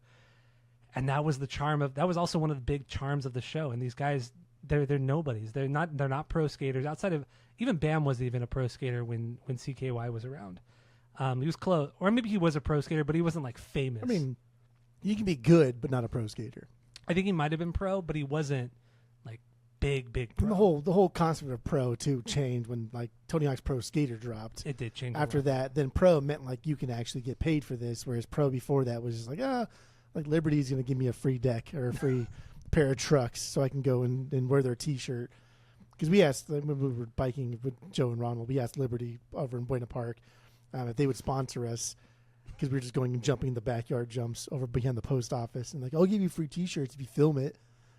And then we filmed it once, and this is the first time I saw. Actually, the first time that Ronald ever jumped a good jump, and he crashed hard. Of course, and he never. Of course, Ronald did. He never jumped after that. Of course, Ronald. He crashed hard, dude. His dad was there too. Always filming us. Ronald. That's funny. Oh, that's even better. I'm gonna ask him about that. Oh, and stuff. dude, I wish we saw. Do you still have that video? That'd be so good if you had that video still. I mean, that's a whole different ball. I don't know if you ever. I don't know. I'll tell you about it after the pod, but. Oh, I think you know what you're gonna get into. But yeah, this is a DIY band. This is a band that they're not they're nobodies, and like their band's not called the Minutemen. They want to be called the Minutemen, right? Something so tiny that it's so insignificant. They're making fun of like the right wingers of the Minutemen and all of that. They're nobody. They knew they were nobody. They didn't know how to play their fucking instruments. They didn't know how to write a song. They had ideas, but they had no idea that like what they were doing was so revolutionary. It was so beyond their time. Like they're writing riffs on this album that like people are taking from and still incorporating today. Like there's alt rock here from the 90s. There's pop music in here from like the mid 2000s. Like this is incredible. It's wild stuffs. Yeah. I know. I mean, I've mentioned it several times. Math rock. Like this is one of the earliest math rock sounding records I've ever heard. Like you start hearing this shit like early mid 90s, especially mid 90s, you're more complicated math rock shit. 2000s and 2010s was all about math rock, but this is like the earliest thing I've heard that sounds like that. I mean, dude, really, it's honestly it's Georgie Boy. That's what it is. Georgie's drumming in this band on this record too. It's just something else, something special. Never sounds overdone. Just always like kind of perfectly placed, like Zach Hill from Hella, but not as chaotic as Zach Hill. It's like if Zach Hill tried to like write like a pop song, that's what this band is. So that's what Georgie Boy was. So I like Zach Hill. Where too. the fuck did he come from, dude? It was just like, even like all the docs and all the interviews I've read and seen with like Mike and then Boone, they're just like, yeah, George, he's good. It's like, do you guys like? I don't think they understood how good he is. I know. Like, I don't think you understand how good he is. Like for what he's doing, he's so incredibly tight. It's you're incredible. allowed to do what you do, and you're allowed to go off on the deep end because Georgie Boy will bring it back home. Yeah. No matter what, Georgie Boy will bring it back home. He will jazz up your riffs. He will fucking funk up your riffs. He will do whatever you want. But like he didn't even play drums. I know. He's not like a fucking classically trained drummer. Yeah, before I watched the documentary, I thought, dude, this guy's like, he has like a jazz background. He might like some Jimmy Chamberlain kind of shit. Juilliard fucks yeah, guy. I thought he was gonna be like some fucking Jimmy Chamberlain kind of guy, a jazz guy playing rock music. But no, he's just some fucking schmuck. He's nobody. Yeah, I don't know if he was self-taught, but even still, he has no like real big background on anything. He has no business being this good. No. That's fucking for sure. Yeah, absolutely. Dude, he's and like so the first fucking EP good. drops in 1980 or whatever, and this comes out in 1984. So over the course of 4 years, this guy goes from being like a good drummer to being like a fucking Buddy Rich drummer, right? That's stupid. That's dumb. It's just crazy how fucking tight this guy is. I that's the best way to describe him. Tight. He's just, goddamn, he's so good. Almost like a fucking machine. You can always tell like how good of a musician somebody is when other people are idolizing that person and they can't explain why they're so good, right? Yeah. Like you talk about like Yngwie and like, oh, Yngwie's so good because he's so fucking fast and technical. It's like no one matches Yngwie in his speed. Like for sure, okay, whatever. But like, oh, like why was Georgie Boy so good? He was. I don't know. Just tight. Like, that's like honestly the only I don't know. Say is he's fucking so tight. Just listen. I know. Yeah, it's pretty wild. Like Mike Watt got better at the bass, and then Booners, he got better at the guitar. He got a lot better at the guitar. He did, yeah. But like Georgie Boy, just consistent. I don't know. He was on a different fucking level. Yeah, like he was stupid good. God, this trio is just so incredible. And that hair, that PJ Harvey. I know. The hair was wild. Or you know what he looked like? He looked like Egon from the Ghostbusters cartoon. From the cartoon with the big circle in the front. That's who he looked like. The cannoli like sticking out of his head in the front. Yeah, that's exactly what he looked like. He did. Oh shit! And of course he's buff, right? Like God forbid you're not fucking buff as a drummer. He was like Georgie Boy, even like in the documentary, which was like early, like 2004 or something like that. He's your typical fucking surfer, Huntington Beach surfer, white hair, slick Huntington back. Beach, Redondo Beach, Hermosa Beach surfer. That is fucking Georgie Boy. Like I would never in a million, like if you showed me a picture of him, I would have never said, oh yeah, this is the guy for the Minutemen, or like a hardcore band. I would never put him in a hardcore band ever. Dude, I think that shit all the time. I think that like if Mike Watt picked me up in a lift, like would I put, hey, Wouldn't yo, know. No. Are you fucking Mike Watt from the Minutemen? You know what I mean? Yeah. Like if fucking Smelly dropped off my groceries during the pandemic, like are you fucking what? That's crazy. You know what I mean? Like this, I don't know. Anyway, let's get into more songs. Here. Yeah, more I have songs. 42 more songs. Okay. Okay, Tyler. So yeah, I went through the top 10 on Spotify. Most of them come from Double Nickels. So Vietnam, just funky, Viet Cong. funky ass bass line, that bam bam bam bam bam bam, and then Georgie Boy, those drums, that just the quick hi-hat the open close hi-hats, just hitting those fucking on the fucking bass drum hit. Dude, he's so fucking crisp. So like this is wild. Okay, so like I just backtrack a little bit. So the record is double record. Yeah. And it's a double record because Husker Du, Husker Don'ts, if you watch Joe Dirt, Husker Du did a double record, and they were like, holy fuck, that's really fucking good. Well, that's what I said earlier, but I don't know if you said that. I wasn't paying did. attention. Yeah. So maybe we'll do Husker Du on a later episode. I don't know. SST season, baby. So like it's a double record, and they're like, but like we don't have a concept here like they do. So let's just do like an Umaguma thing, to where everyone has their own side, and then we can have like a solo song for each side. And so this one opens up with Boone, Boone at side one, and then it opens up with like the Car Jam, like the Ancient Mofo's, and that's a very very jazzy fun opener. Like this is not a punk opener in any way, shape, or fucking form. And like the Damage, like by this time, Damage is already doing so well that Black Flag can put out pretty much anything now, and it's good, and people love it. And it's not just like Husker Du now, and you know, like Minutemen. There are other like punk bands coming out of this scene that are starting to emerge. It's still early, but they're starting to emerge. And then we get this, right? Like the Car Jam Mofo, the Ancient Mofos. It's a fucking jazz punk song.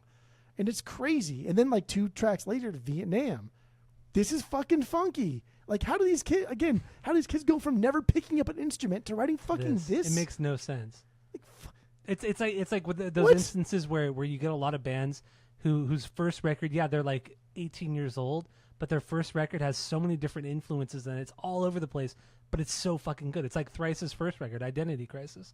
It has like all the thrash stuff. It has the punk stuff. It has all the shit that they were influenced by when they were 18.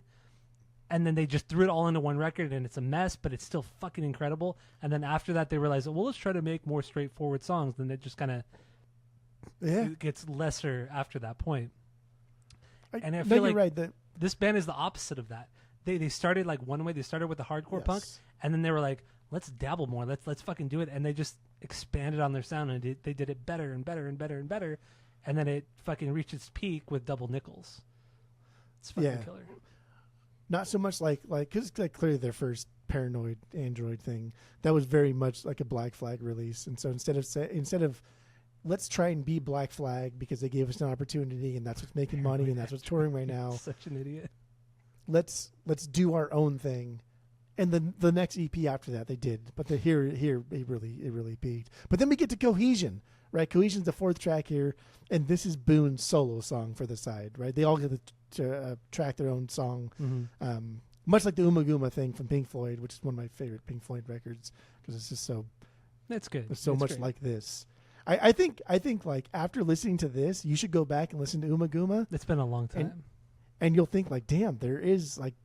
Because they did take a lot from Umaguma. That was a whole concept of this, not just the Husker Du. They were like, dude, let's do that thing. And the whole thing here, too, was they drew straws to see who could pick. Because they had 45 songs, and they had 4 sides. Okay, let's just start picking one by one.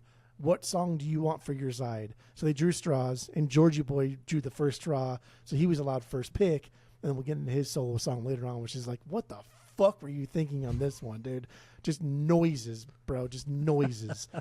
So anyway, this is obviously the Boone solo track because it's just a Spanish guitar thing going on. And I like this because it's like, dude, we get fucking like jazz track, fucking Spanish flamenco acoustic guitar. Like, is this SST? Like, what label is this? You're talking about weren't you guys Cohesion, a punk band? Yeah, Cohesion. Yeah. Which is that Spanish Flamenco. It's all flamenco. flair fucking thing. Yeah. It's wild.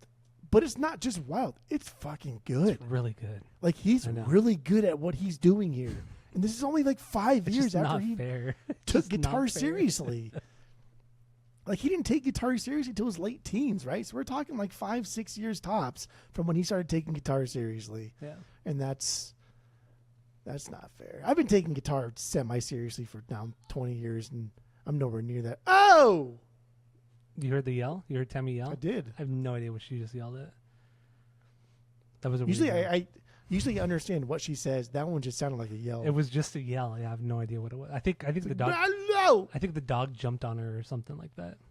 Nice. Sounded like you get the wind knocked out of you. That's what it sounded like. Nice. But yeah, Cohesion it's a wild song. It's just 2 minutes, almost 2 minutes long, and it's just him by himself, just D Boone, flamenco guitar, no vocals, nothing at all. But what are you doing, right? Yeah, it makes no sense. It makes no sense in their repertoire, in their catalog, but it's good, man. It's just it's straight up good.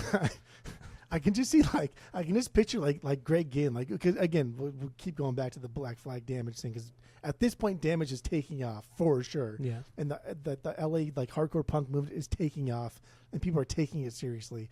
And so Greg Ginn's like, oh fuck yeah, dude, like Minutemen, you have a new album out. Let me hear it. And he's just like, what the? He's like scratching his head, like, what the fuck? Okay. All right. Also, remember too with Black Flag, they did Damaged, and then 3 years later they weren't able to put out a record for 3 years, and then they put out everything else with the next 5 records in 2 years. Remember that shit? I forgot why. It was like some lawsuit they were dealing with that SST or Greg Ginn was dealing with. So they put out nothing for 3 years, and then all of a sudden Black Flag just dropped everything. Family Man, My War, Slip It In, fucking that mid 80s era. But those are all just banger after banger after banger. All similar though, right? All similar. For the most part, yeah. Nothing like the Minutemen. Nothing like the Minutemen. Nah.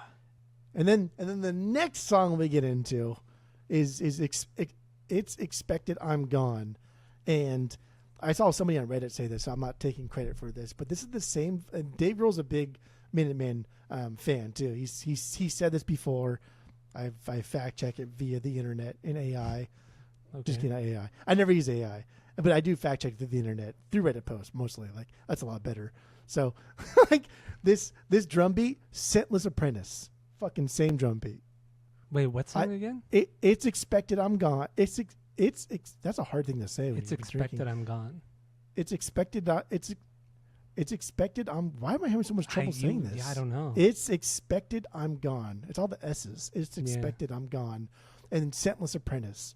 That intro, that drum beat. That's the same drum beat. Yeah, and kind I get of it. is. I like it. It's not kind of is. It's, the only difference is a little bit of the hiccup and the little drum roll. Yeah, in the snare part. Yeah. Yeah. But come on, that's so it's fucking very similar from a guy that likes Minutemen. Yeah. Get the fuck, the guy that was in a punk band on Discord. Yeah, right. Who was influenced by Minutemen? Dave Grohl has said I took the beginning part of Teen Spirit from fucking Kool and the Gang, or I forgot what band whatever funk or disco band. It was some funk or disco. Yeah, thing. He's always said I literally stole this from Kool and the Gang, whoever it was. So it makes sense. Yeah, he would take from Minutemen. So cool. And that's not a disrespect to Dave Grohl, because Dave Grohl is just a killer, fucking amazing Give drummer. credit where credit is due. That's amazing. And I love how open Dave Grohl has always been about his influence and what he's taken and been influenced by. It's he just doesn't care. He just tells it how it is. As it should be, right? You're influenced by somebody, and where your influence is your sleeve, but also make it your own, and that's great. So that's the notes I have for it's expected. I'm gone. It's expected. But it's also a slower jam. It's way jammy. It's very very. It's a jam track for sure. These guys slay at jam tracks. They're really good at them, right? pure Yeah. fucking poetry. When these three guys get together and they like do three different things, but kind of like go around the same kind of like, I don't know, middle ground of a jam track. You know what I mean? Like, Yeah, like no, they're I not get it. they're not all always in unison with each other. They're all kind of dancing around this overall melody, this overarching theme over the course of a minute and a half. They're amazing at this. They truly are. And what, going back to what we said at the beginning of this album, they recorded these songs in less than 2 weeks. I mean, it's just like, yeah, maybe they okay. I mean, yeah, they wrote 20 of them within a few weeks, and then they wrote the second 20 of them in 2 weeks, and then laid them all down in another 2 weeks. So, best case, they wrote this entire. They wrote, recorded, did everything in a month and a half, which is In a month and a half. fucking crazy. It's crazy, a month and a half to do all of this, and there's a lot of shit. It's not just like hardcore song after. It's not like a fucking Circle Jerks over and over. It's not Ramones over and over again. Every song has their own identity, has its own style and feel. Dude, it's just, there's so much going on this record, and that's why I'm saying. And I was so Circle overwhelmed. Jerk's overrated. It is overwhelming because there's so many songs. And that was why we both decided this week, like, we can't just do this one record because there's so much going on, and going through this whole record song by song is just, you just can't do it. It's way too much, and I was so overwhelmed. I thought before Minutemen, I thought, oh yeah, I'll get through this in one day. I'll make all my notes. I'll be blah blah. It's going to be fucking easy peasy. Which you did get through it all in one day. I did, but after like the second EP, I'm like, there's no fucking way. There's no way. I hadn't even got to the double nickels yet, and I thought, yeah, there's no way. I'm gonna need to spend like weeks and weeks and weeks on this band to even properly try to break this down. There's just way too much going on. So that's why we decided to do like an overall thing rather than just focus on one record. We don't have like that much like nostalgia for this to where someone's like, oh, what does fucking Expected Like I'm Gone sound like? And the way the same way someone's like, oh, what does the party song sound like? Yeah. Like, it's like, I'll fucking sing it right now. We could do a 20-song Sublime record. We could do 40 Ounces. We could do Self-Titled or Robin the Hood like that, because we've known those songs for 25 years. But Minutemen, you know, for me, I'm only a week into this. You're only a few years into this. It's way too much. Drop in the bucket. And this is us at like at an older level, right? Where there's no nostalgia attached to this. Yeah, but yeah, I agree. This is way too. This is one we'll go back to later on. Oh, totally. And give it its proper due. But right now, like, there's no fucking way. That's too hard. You can't expect this to either. Like, fuck off, Bocephus, little bitch. I hope he still listens. I hope he still knows he's a bitch. There's no way that motherfucker would ever listen. No, it's a guy. I saw his profile pic. Oh. All right. So what other song do we? I mean, we're an hour and a half into this episode. What do you want to do? I wrote songs, so I'm just gonna fly through these. Okay, let's fly through. Their biggest songs and the songs I like the most, I'll fly through them. If you have anything to add, you can. If not, then we'll just go through them. Let's go. Number one hit song, that was a big one. I like the song a lot. This is like one of my top 3 favorite songs because it's so fucking just poetry, blues rocky too. It's spoken word poetry, and he goes, twinkle twinkle, blah blah blah. And that's just like beatnik Jack Kerouac, fucking just stupid ass. That's good stuff. Shit from an Old Notebook. That was another one too that I wrote here. Not that many notes on this one. I don't have any notes for that one. Oh no! This is the one that sounds like a Vandal song. So at the 40-second mark, at the 40-second mark of this song, it sounds like a fucking Vandal song, which I can't remember what Vandal song it was. Let's see. I'm fast forwarding right now, so I'm listening. But there's a little part in there at the 40-second mark that's like, dude, that sounds like the Vandals, through and through. Okay. I don't know what you're talking about, but it's. I mean, D Boon's guitar playing in this song though is very, very, very bluesy, but it's more aggressive, more punky than what you heard. Like when we talk about number one hit song, that song is like very kind of a mid-tempo blues rock bass song, but this is more punk bass, more aggressive and everything like that, but still great guitar playing on Shit from an Old Notebook. So, but I don't know what Vandal song you're talking about. Okay, so it starts at the 41 or the 42nd mile marker, second marker there. But what the fuck song is that? It's like down. So you're just talking about like one little transition? Yeah, that one part. But no that sounds idea. like the fucking Vandals. And it's like the Vandals do that shit over and over and over. Okay. Anyway, the point was like the Vandals took a lot from the Minutemen. Which I agree. That was the first time that I thought. Political song from Michael Jackson. This was a funny song that Mike wrote for Michael Jackson. He actually wrote this thinking like, oh, I should send this to Michael Jackson. Maybe he'll sing my song, and the Minutemen will get more recognition. So he wrote the song. He sent it to Michael Jackson's like management firm. Never heard back. Of course. Why would you? You know what I mean? That's so funny. Doesn't hurt to try though. Maybe parting will help. Flea had said like this song inspired him, and Mike Watt's bass playing on this inspired him, and you can clearly hear it's like Flea's slap inspiration bass. on this one. Yeah. Also the busy drums. We're talking about Georgie Boy's busy drums. Also, you did take notes. Just the hi-hat playing between the hi-hat snare and just the quick little tom fills, fucking incredible. And then it kind of slows down, it gets a little bit groovy, and it'll just drop back into that super fast punky shit, funky stuff. Dude, yeah, this record, I mean this album, this song is fucking incredible. It's very Chili Peppers. Very, very Chili Peppers. Oh yeah. Under 2 minutes. Oh yeah. It's what Chili Peppers wanted to sound like, but also wanted to be unique, but never had any business trying to be unique. Yeah. Because Chili Peppers just were essentially the Minutemen mixed with generic, like, all rock. It's true. Except in Californication, when, like, Frusciante wasn't very good. But everyone else was making up for it with strong melodies. Speaking of the Chili Peppers episode, the rankings episode, we have gotten some shit on YouTube about how we are completely wrong and stupid for saying the first 3 records are bottom tier and not that great. So. Oh, they're terrible. Dude, their first record is their worst record. I know, yeah, easily their worst It's record. not good. Yeah. It is not a good But we have gotten like some shit from people, DMs and shit like that, yeah.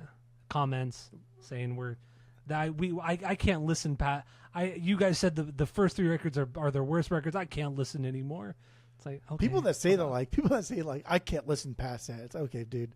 Crawl back into your fucking hole and listen to the same top 10 records you've listened to for the whole of your life and just be a fucking cuck. Vote for the same political party you always have, right? Yeah. Get the same toppings in your pizza. I do that too, though. Yeah, I mean, pizzas. The pizza thing. That's not a fair comparison with the pizza, yeah. Yeah. I'm adventurous when it comes to other things. Beers. Not food though. I'm not adventurous. Food is your least no, adventurous thing you've ever at all. Yeah, at fuck all. with food. And I'd rather just not eat. I'll starve. Corona's the next one. We talked about Corona. We did. History lesson part 2. This is a big one, dude. Okay. This is the one. This is the intro to Sublime's Waiting for Maruka. Yes. Yeah. And that's crazy too, man. Like Sublime had already been around. They released a cassette and they released like kind of like a demo tape before that, and they were getting some recognition. But their introduction to the world, their first EP, their first LP, the first song, the opening part of it, is a band that they wish they were. Yeah. Right? Like, that's crazy. You're sampling a band that everybody loves and that's from the same kind of area, and you're like, we're not this band, but damn, I wish I was this band. So you should check out the Minutemen. And like that's cool. And this song too, it's a slower jam, very subdued, but it's all spoken word. It's really just spoken word, not really any. I mean, it's him singing, but it's just all subdued. riffs. Yeah. Yeah. And I mean, this is really what Sublime did on 40 Ounces and Robin the Hood. This is straight up what they were doing on those 2 records. Yeah. So it makes sense. And the punk rock changed our lives. I never knew that was the Minutemen until this week. Like that, the sample in Waiting for Ruka, I never knew that was from the Minutemen. But then when I would listen to this song, this Minutemen song, I would hear the dog barking. The dog bark. Every the fucking nastiest bark too. I have 4 dogs. My dogs have never barked like that. Yeah. Like, well, I mean, never. Knowing about the dog or Bradley's dog, I mean, he was like a vicious fucking dog, always biting people and shit.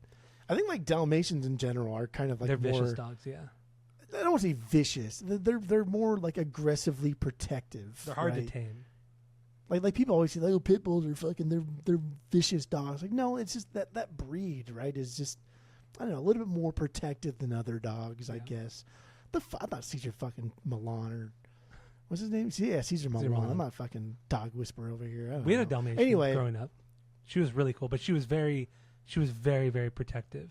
Like if anybody came into the house, because we had her for about 2 years, and then we ended up having to give her to our grandparents, and they had her until she was like 12 before she died. And anybody that came into our grandparents' house, she was like very, very protective, and we kind of have to hold her back a little bit, and then she kind of like cool down, and then she'd go up, and she'd be really, really friendly. But the initial new person coming into the house, it would be like, fuck, yeah, she was. I wonder if that's very, why, very like, protective. I wonder if like that's why like they're the hallmark of like firehouse dogs, because like taking them out on calls, they will be protective. If like a firefighter goes down, the dog will protect the firefighter over whoever they're saving, right? Because dogs don't know to save like the children or whatever first, whatever. So they want to save the firefighter first. Possibly, yeah. Yeah. But she was a cool dog. Cool dog. I only watched Rescue Me once. You Need the Glory. That's now we're getting to Georgie's picks, and this is what I talked to you about earlier when they all drew straws, and Georgie chose the short straw, so he got the first pick, and this was the song that he opened his side with. Right, this is side 3, Georgie's side, and this is just, it's fucking stupid. It's oil cans and whistling and fucking clapping and stomping your feet and stuff. And even like Mike Watt's like, I don't know why the fuck we allowed him to do this thing, because it's so stupid. And this is the first thing he chose. And I like it. Dude, I like it. Yeah. It goes in the aesthetic of the band, right? Like, fuck it. Who cares? If it sounds like shit, I don't give a fuck. Put it on there. Love it. And then This Ain't No Picnic. That's the last thing that I would guess want to talk about, which I don't care that much about. But it's an old rock and roll kind of bluesy song. Okay. Yeah, it was with like the no, it's not the last song, but it's like much later in the record. This is the one where like he was like Boone worked at his dad's parts shop, and his dad was a mechanic in some capacity, and listened to a lot of like funk, soul, R&B music, and so Boone listened to all that stuff, and he's playing in the shop one day, and somebody came in and said, "Hey, turn that black music down," but dropped like the hard NER music on that. And then of course, like if you tell somebody not to do something as a child, they're gonna fucking triple down on it. And so he's like, why can I not play this? So he listened to a lot of it, and that's where a lot of the funk came in, which is weird too, man. Because like I didn't see a lot about Georgie's upbringing. It's mostly about Boone and Mike Watt, which I think it's mostly about Mike Watt. But because Boone died and it affected Mike Watt so much, he like retroactively like spilled more beans about Boone. Also, D Boone's mom was like a major influence on the band, and obviously D Boone. But she died like in 1979. She died really early on, and it was like traumatic for D Boone. Like he never fully recovered from his mom's death because she was so important to him. But I think that was another thing too with the documentary. Yeah. Yeah, she was a singer, and so she also guitar player. She taught doo-wop era. She taught D Boone how to play guitar too. She was a guitar player. But so it's just weird, like how much influence like Boone and Watt had from their upbringing, and how little is known about Georgie and why he's so fucking good. I know, right? Even the documentary never really touched upon it. The doc never really touched upon it. I couldn't really find anything either. But this ain't no picnic. This is like a grand funk song. Like that's what this is. I mean, it's faster, upbeat, it's loud, it's a little bit aggressive for what it for the time. Checks out. This is grand like funk. Grand funk from Straight Detroit, up. right? Yeah. Like growing up in Motown and playing hard rock music and blending the two together. Hell yeah. Straight up grand funk. But I don't know. Do you have any other songs on this one you want to talk about? No, and also going into like the dad is like a mechanic thing, and then the whole death of Boone. The girlfriend said it was because she fell asleep, but she thought, and then I don't know. That part was kind of sad in the doc because I thought like, how do you not fucking not know? And then I was like, I don't know, dude. If you go through some traumatic shit like that, your brain probably like perma block stuff from your memory to where you really probably have no idea. Well, let's get into D Boone's death real quick. So in 1985, Linda Kite was his fiance at the time. The sister was also in the car, which I didn't realize until I was reading that. Did you read that interview that Linda did for like Spin or something? So it was Linda, her sister, and then D. Boone was in the back. He had a fever. He was sick. He was laying in the back of the van, no seatbelt, nothing. He was napping on the way. I think they were going out to Arizona. They were on the 10. In Arizona, they're Centennial, but I think they were going out to Arizona from California, if I'm not mistaken. But either way, it doesn't matter. They were in the middle of the fucking desert on the 10 freeway, and at the time in 1985, there's literally nothing there in 1985. So they were going out there. It was the middle of the night, and the rear axle of their 79 Dodge van or whatever it was. I guess that was the big issue with those types of vans at the time. But that 79 Dodge van, the rear axle completely broke apart, fell out. She lost control of the van. She flipped the van a couple times. D. Boone went flying out the back doors, landed on his neck, broke it, died instantly. And then her and her sister, at least I understand her sister survived, but clearly I saw that her sister was like fucked up for the rest of her life. Was she? Like, she got fucked bad. Fuck. Yeah, I didn't read that part, but yeah, Linda got like the least amount of injuries, and then because of just all the craziness that happened that night and right after it happened, she told the police that she fell asleep, but she wasn't really understanding it. D. Boone's dad, who was a mechanic, saw the pictures, saw the site, did all this like his own investigation himself, and he said, no, this is exactly what happened to the car, blah blah blah. You didn't fall asleep. This is literally what happened. And but unfortunately, for years and years and years, the report said that that she fell asleep and it was her fault, which sucks for her. It's like it really was not her fault. She got shit on for so many fucking years by so many fans admitted, man. And it wasn't even her fault. That's not fair. Yeah, but yeah, it ended Even up. if she fell asleep, it's not her fucking fault, right? Not, like, dude, like how many fucking people fall asleep on the goddamn freeway? The fuck. We've all done it. Yeah. We've all fucking done it at some point. Remember with Mike on the way home from Vegas? And I wasn't there. We all woke up. I wasn't there, but I know the story. Yeah. Dude, in the Cyan, or like, what was that? It's like, oh, it's pretty windy out here. Like, no, you were sleeping. Like, God damn. And that's why they do this. They have those things on the freeway now in the middle of the desert.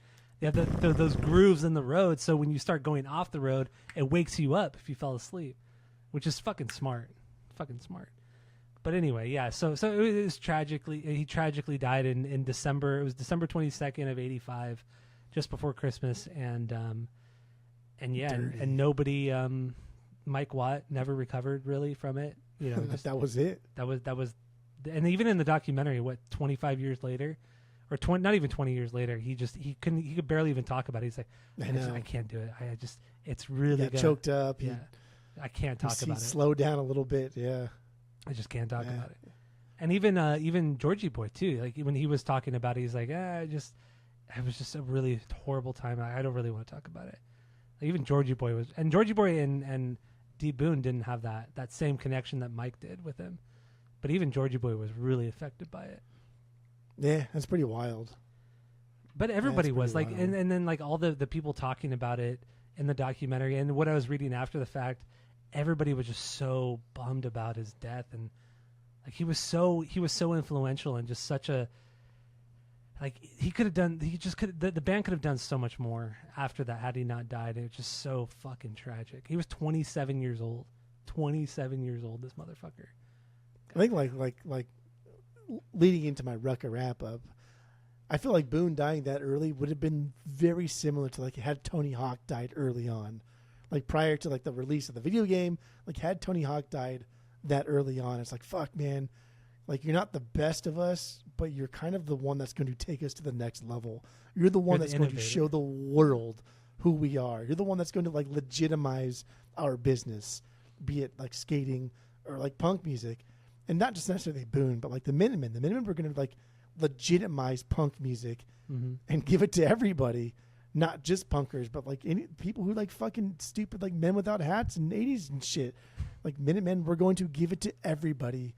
And so for him to die, it definitely just put a fucking damper on everything. It was like, fuck, man, like now we're going to have to work extra hard.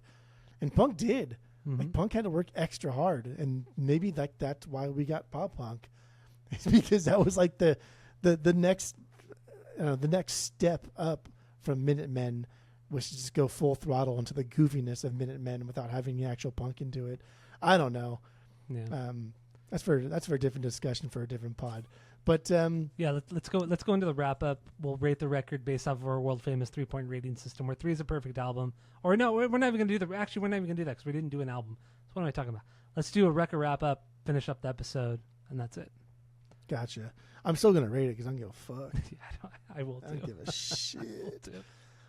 This is I unlike you, I don't give these out that often. I've been really careful about giving them out because I didn't give Violent Femmes a 3 out of 3. I didn't either. Yeah, but you Joke give my ass? Deftones all of them 3 out of 3s. No, and you give a lot of stupid shit 3 out of 3s. So I really don't give them out that often, but I do because like to be like perfect, to be like the best of the best, you can't just have really good music. You can't just be really good. You also have to do something, right? If you want to be the best, like you have to project the best. You can't just have great music. You can't just have amazing songwriting. Like you got to do something for the scene. You have to do something extracurricular. Otherwise, you're just a 2.8, which is a great fucking score. Yeah. You're a 2.85, fantastic score. But you want a 3 in my book? You got to do something that lives on forever. Heroes get remembered, but legends They never die. never die. Yeah. I made that up. So Okay, Babe Ruth. double nickels. I don't think Babe Ruth said that. I think it was just from It was from the Sandlot. movie. I know. It was just from the Sandlot. I know. George Herman Ruth, Baby Ruth. This is a 3 out of when he 3. says that in that movie, you're like, fuck, you believe it. God, Because he's talking to Benny the that was Jet like the fucking best scene in the whole movie. Rodriguez. That was the best scene in the whole movie. That scene is the equivalent of like Yoda lifting up the X-wing to show to Luke, like, bro, do better. And the acting, dude. The guy who plays Babe Ruth just fucking nailed it. He was just so good, so believable. Well, Benny the Jet Rodriguez. He was great too. All the kids. And then later on, when the adult Benny the Jet Rodriguez is running the bases, Yeah. that's the brother of the kid Benny the Jet Rodriguez. Was it really? I had no Yeah. idea. Oh shit. Fucking hell, dude! That's What cool. a fucking movie! That's a great Sounds so good. It's the cheesiest fucking. I It's know. so good. No. Low hanging fruit. No, it's not even but really it's though. a top 5 for me. It's a great story, and all the kid actors are fucking fantastic. yeah, And that's hard to do. You had like 9 kid actors. Kids in that are movie. annoying. They're Kids really are annoying. They are. But this movie, every kid actor was fantastic. Every And single not one of them was fucking Macaulay Culkin. Not one of them was Elijah Wood. Corey Feldman. Corey Feldman. Not one of them was Corey Elijah Haim. Wood. Dude, Yeah. just like no, except for the kid that played him, the catcher. He was in like the Big Green. And shit But that like was after The Sandlot. Yeah, That was. He Yeah. was the only like well known one. But yeah, Anyway. also the kid that played Smalls went on to be in Next Generation for Star Trek? Star Trek. Yeah, Oh, I didn't know that. Okay. Gordy. Was that Gordy? No, that was the kid from Stand By Me. Excuse me, not Okay. Not Sandlot. Sandlot. Okay. All right. Continue. Anyway, 3 out of 3. This record's a 3 out of 3. This record is banned. This record is a 3 out of 3. This band is a 3 out of 3. Okay. That's it. Yeah. I mean, I'm with you. I think this is a really, really inspirational band. You talk to any punker, any hardcore kid, of this era especially, they're going to tell you the Minutemen are fucking great. I wish I had gotten to them years and years and years ago, but I never did because I'm stupid. Just like we never got into Descendants until like 2-3 years ago. We didn't get into Black Flag until about 4 years ago. You didn't get into Misfits until 5 years ago. Like there were so many bands that we just kind of were like, oh, our favorite bands love these bands. We're like, we don't care enough to go back. But yeah, Minutemen, God, dude, this band is just so incredible. And hearing these songs and so many bands after them, like everybody loves Fugazi. Everybody fucking loves Fugazi. I like Fugazi. I like them too. But I mean, there would be literally no Fugazi if it were not for Minutemen. There just wouldn't. It's true. There would not.